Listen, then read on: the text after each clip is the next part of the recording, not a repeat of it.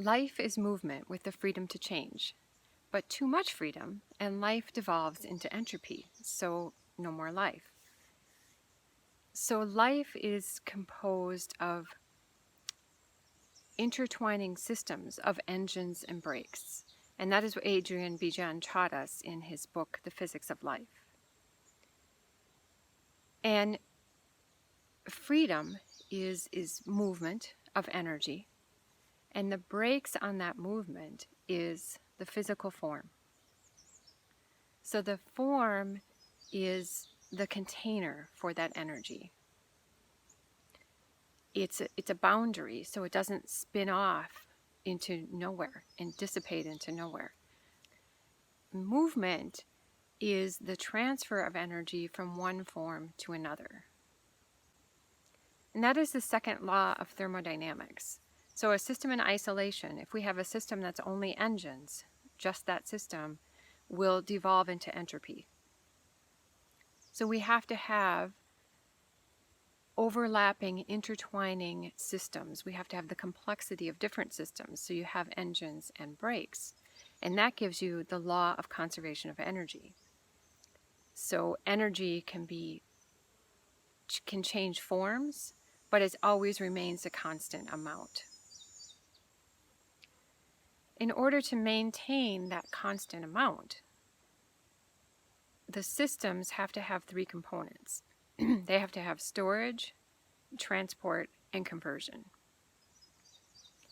So our form, the form of the human, is, and all forms are composed of subforms and subsystems that have properties of storage, transport, and conversion. And you, as in capital Y, capital O, capital U, that will be significant in a minute, are that vessel. So the big U is the boundary, it's that container. And it contains the smaller u, capital Y, small OU, which is all of those subsystems and subforms that are inside of you. And it is a part of small y, big O, big U, capital U, U, that of which you are a part of other larger forms and other systems. So you, all caps, are the entity, are the boundary between systems, between systems of systems. And in order for you to effectively participate in the all-encompassing systems, you have to have two things. You have to be fully self-expressed and understood. Fully self-expressed is fully filling the form, fully filling out that boundary. And being self-expressed is being able to pass information in and out of that boundary without it being distorted. Or being understood is being able to pass information across that boundary without it being distorted. So receive and give information accurately. And in that state, which we all want, those are our two fundamental desires. Our fundamental desires are not food and shelter and clothing, and it's not a lack of pain. Your fundamental desires are to be fully self-expressed and to be understood. And that is because that's the only way that we can effectively participate in nature's energy flow systems. So you want the boundary, the container, the vessel of that energy that provides the channel for flow. You want that to be as permeable as possible without devolving into entropy. So you want to pass back and forth information as freely as possible, energy as freely as possible, while maintaining the form that allows conservation of energy. The form that is the channel for energy to be transferred from one form to another, and transferred and transposed and changed, but to always remain overall as a constant. in order to be able to do this, we need a way to deal with energy that's not exactly the right amount in the moment. And that's part of the storage function. It's part of all the functions, but it's storage is a big part of that. And storage physically can be things like rocks and bones and trees. It's structure, right? That's storage of energy. And for emotional beings, our emotions, our energy and motion, reflect the physical world, because the purpose of the emotions is to create movement and direct the movement in of the physical world, in the physical world. So the same thing is happening emotionally as is happening physically. So emotionally, we have storage of energy, and that's called stress. And that's like a battery. So energy that you can't use in the moment, that's stress, gets stored. It's stored as stress. We'll talk about what that might be in a second.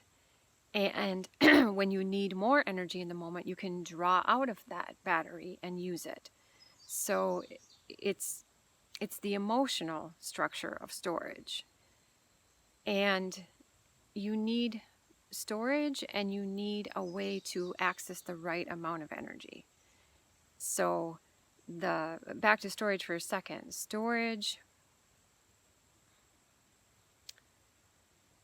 this is really a separate post, so I'm just going to say like one sentence about it. But I now believe that I used to think that storage was somewhere in our body, but where is it and what is it and how does it work?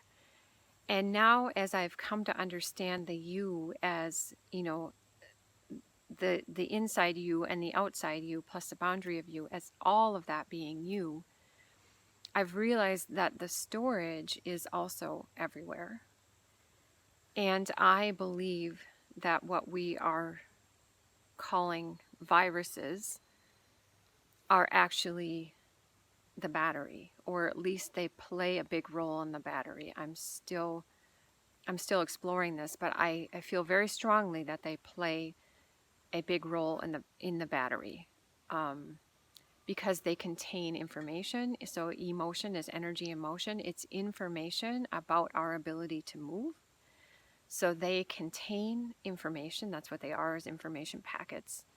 And it is stored in either a helix or a double helix, which is a shape that can store a tremendous amount of energy.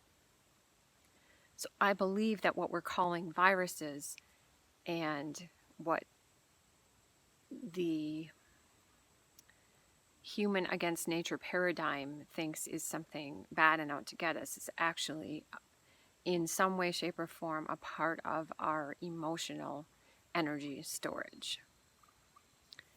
So the second thing that you need is the mirroring of energy. It's the capacity to draw on the right amount of energy when you need it.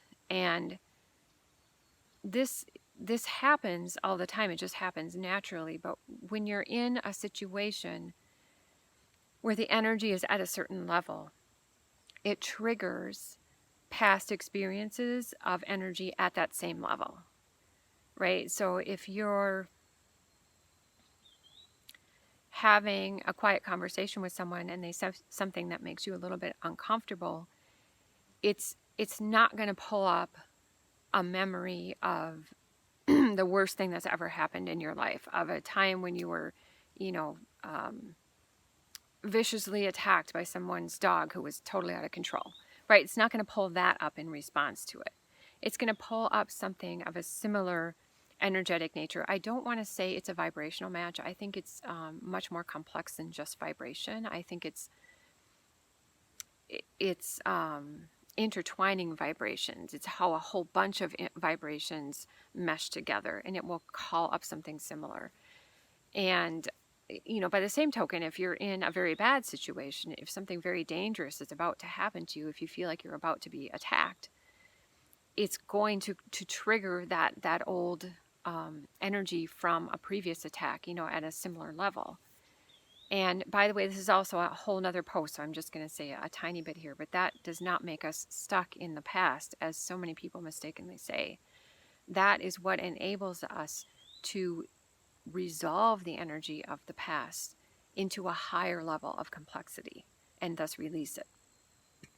So anyway, in order to deal with the not having the exact amount of energy always right in that moment, we have this battery and this capacity to access it at the right level for the immediate moment. So that's the emotional component of how energy flows. The physical component is more obvious, but that's the emotional corollary to what's happening physically. And remember, the point of emotion, energy in motion, is to direct physical movement, to give information about your ability to move and to guide the movement. These are things that Kevin Behan covers. He's a very, very beautiful, highly accomplished dog trainer who, among other things, rehabilitates very aggressive dogs. And these are things that I really learned from him, from studying his work and conversations with him about how the emotional battery and the emotional guide, the energy emotion guide, works for the physical movement. So I highly recommend checking out some of his stuff if you want more information on that, and I will do another post on that too. So nature is an energy flow system. It's the all-encompassing energy flow system. It is everything that flows energy. And that's the complexity of nature. That is why nature is infinite and won't ever end or die, because it has the conservation of energy through all these complex interwoven systems. And everything in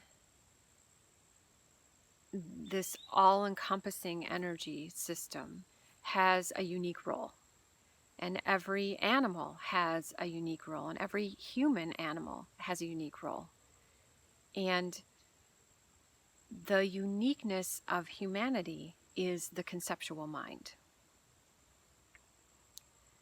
The power that humanity has, the power that actually attracts animals to us, and so many animals like dogs and horses and dolphins and many other animals. And I think all animals to a certain extent, but those are the ones that have the capacity to deeply interact with us. The power that we have that attracts them to us is not the power of the gun. It's the power of integration. It's the capacity, it's the power of the conceptual mind. It's the capacity to draw on the past, to draw out of the past concepts that can then be taken and applied to other places in time and space. So that capacity is the capacity of integration, and it's the capacity of creation. That's how you can create things. And that creation it's an engine. So if we want to talk engines and brakes again, the power to create, the integrative power, is an engine. And that engine needs a brake. So you can't just create unlimited in an unlimited way. It can't just go on and it will spin out of control. So the brake on creation is its corollary, which is free will. Free will is not a free-for-all. It is not, I can do anything I want, whenever I want, which I don't even believe is true. Again, that's another post. I have about 25 sub-posts in this post, but I just want to lay out the big picture, and then I'll go into many, many other posts that dive deeper. So free will is not a free-for-all. Free will it's just one thing. It is the capacity to choose to stay grounded, even when the energy is getting high, to the point where in an animal, it would send them fully into instinct. It would send them fully into the mode of just act in the immediate moment with no regard for the future kind of action, just to get you out of the immediate moment. And so humans uniquely have the capacity to choose to stay grounded in those moments that would send an animal into pure instinct mode. And that is the break on creation, because you can only create to the extent to which you can remain grounded. You can only create to the extent to which you have a path, an energetic path for flow to occur, for energy flow to occur. If that's not happening, then you're not creating. So you can create to the extent to which you can ground. And when you try to create beyond the extent to which you can ground something, it becomes self-destructive. That's the break. Because eventually you will be removed from the energetic flow system. Because you're not creating, because the whole point is to create flow. So if you can no longer ground and allow the flow, then you're not going to be a part of that energetic system. So I could spend years unpacking that statement. Let me just give you a tiny little smidgen.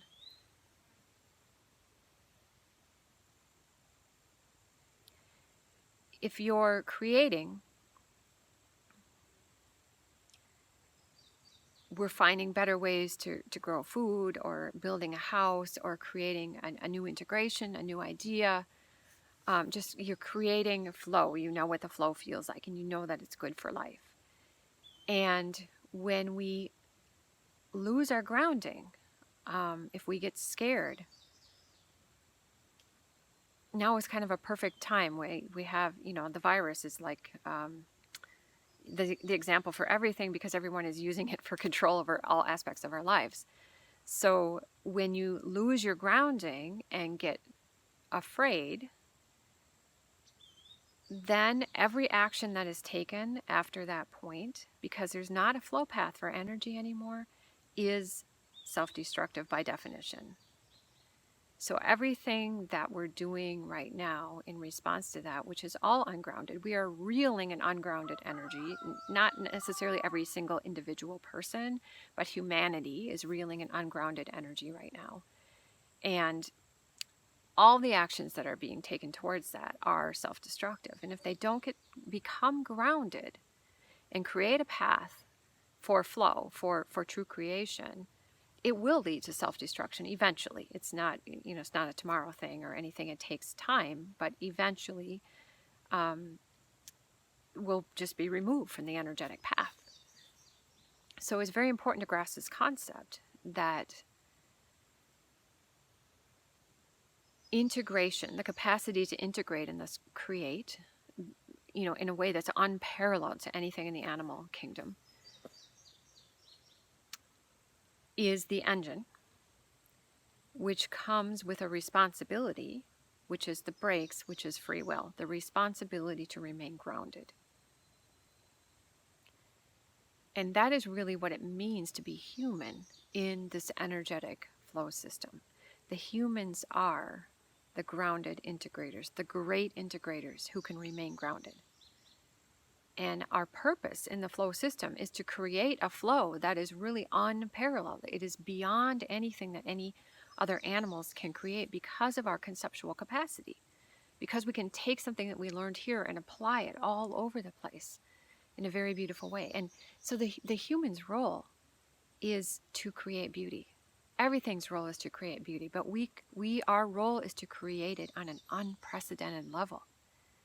Because beauty is the experience of the sudden release of energy that was previously stuck. Beauty is flow. And so beauty, our primary motivator in life is not the avoidance of pain like you're taught. It is the creation of beauty.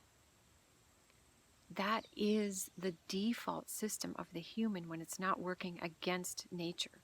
I'm not saying it's default as in, blissful and easy and just kick back and beauty will happen.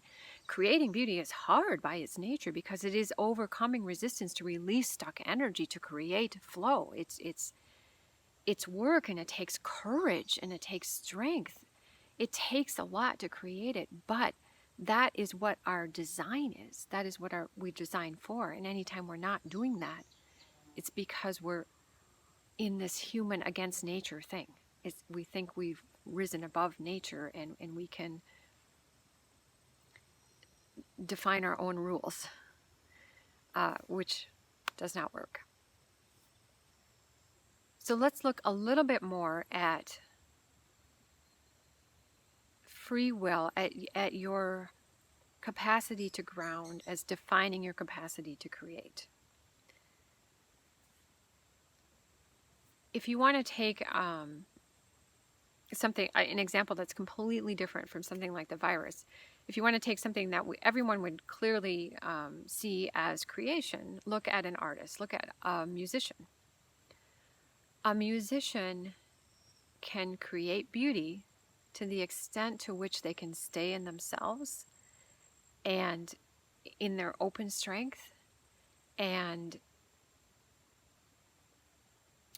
energetically portray all the information that they have and the transfer of information between systems, between boundaries, between forms. To the extent that they can do that, they create beautiful moving music. That's why we call it moving. That music moved me because it freed you up. It gave you the sensation of being able to move better, and actually makes you able to move better when you stop listening to it and go out in the world to move again. And the extent to which they go, oh my God, I'm vulnerable, I'm scared, I'm not good enough, I'm this and that, and blah, blah, blah, and they lose their grounding. Now they can't create music anymore. They can't create new music. They can rehash something that they've already done, but it doesn't have that electric beauty that draws us in and moves us. It can't happen. It won't be there. You will not be moved by music when the people playing it were totally ungrounded. Think about that for a minute, the implications of that. And the same thing is true if you're trying to help someone achieve health.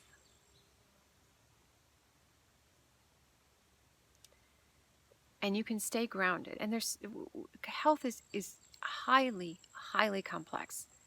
And on the one hand, what I told you means we know everything about it. In the really big picture way, if you understand what I'm talking about, you know everything about it, because it's all about forms within systems, forms that can maintain their identity so that they can be a vessel for the movement of energy, and that are understood. So there's no distortion of the information back and forth.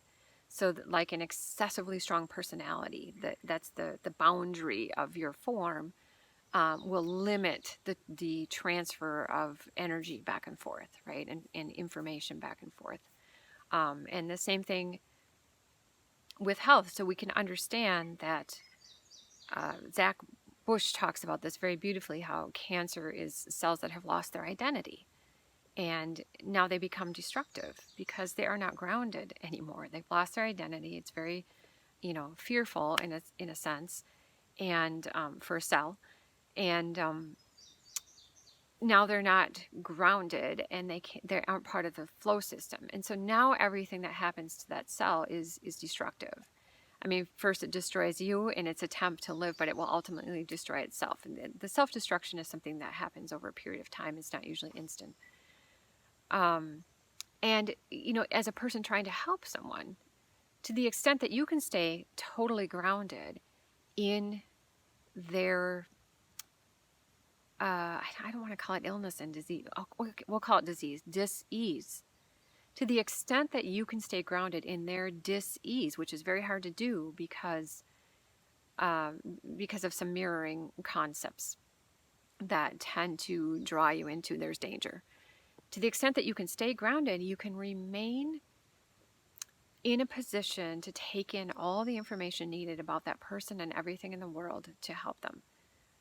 I'm not saying you'll come up with instant answers because the complexity is extremely high, but you remain in a state where it's possible to find the answers. And to the extent that you lose your grounding, you will step into self-destructive things. You know, I have to give them a drug, even though long term it's going to be bad for them. I have to create a vaccine. I have to control everything. I have to monitor everything. Those are all things that we do when we lose our grounding and we get afraid. Right? The mind is extremely fearful when it's lost connection to the body, because that is entropy. That is the mind dying. That is the mind, all of the energy and information in the mind moving into a state of equilibrium. That's very fearful for the mind. The mind must remain connected to the body, the vessel of the energy, the vessel that allows for conservation of energy, the transfer of energy, the transport, the storage, the conversion, to keep that constant cycle of constant energy going.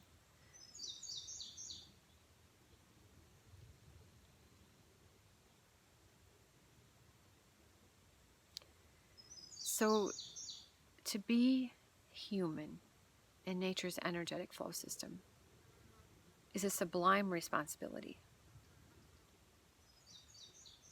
It is beautiful. It is beautiful beyond parallel. The capacity for humans to create beauty in nature's energetic flow system is limitless. It's bounded only by their ability to stay grounded, which grows over time. It grows infinitely. Every time that you overcome fear and overcome resistance, you've gained a greater capacity to stay grounded. So our capacity to create beauty in nature's energetic flow system is infinite. Our time on earth can be infinite because of that. To the extent to which we remain grounded, we are an incredibly beautiful and important part of the flow system. We are here for a reason. We are here to be the great integrators who can remain grounded. And that's such, like I said, it's such a sublime and marvelous responsibility. And seeing it that way is so opposite of everything that is going on in the world right now. So I wanted to put out this really overarching view of the philosophy that I have been working on. And I will put out many more videos describing in more detail pieces of it. But I wanted to put this out because I want to get some amazing conversations going. I'm going to form an energetics think tank of deep thinkers across many different fields that we can get together and have the most amazing conversations and draw out this theory more and deeper, and what it would mean and how it works and whether or not it's true. It's very hard to take it from something from a theory to proven, so it will probably be a theory for an incredibly long time. But to just draw it out more and to work on it and to start viewing, medicine and science and psychology and all these things through these energetics that I just described. I'm going to have amazing conversations with people who feel that they have a high level of value to contribute to this. It's going to be so fun. And this is going to be, I am in the process of writing a book, and I